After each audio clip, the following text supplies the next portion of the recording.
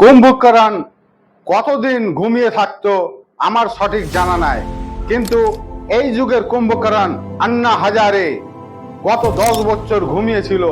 10 বছর পর তার ঘুম ভেঙেছে।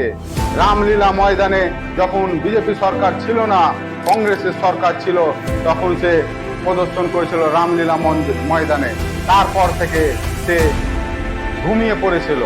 বিজেপি 10 বছর সত্তা চালালো, সে ঘুমিয়েছিল। কুম্ভকরণ আজকালকার আন্না হাজারে। लोकतंत्र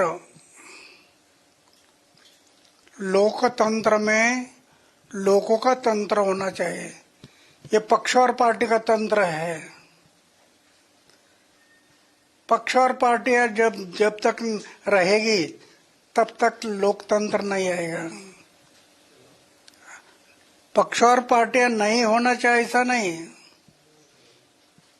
लेकिन समाज और देश बाजू में जा रहा है। আর ঘুম থেকে উঠে এই যুগের কুম্ভকরণ আন্না হাজারে লোকতন্ত্রর জ্ঞান দিতে চলছে।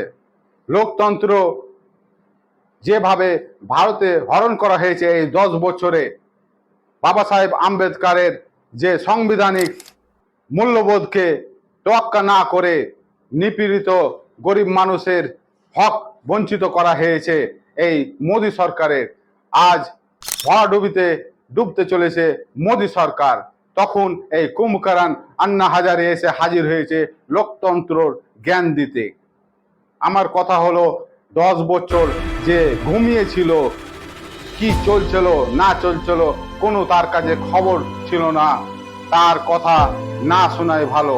তাই আন্না হাজারেকে আপনারা ডিনাই করুন, তার কথা শুনে কোনো লাভ নাই।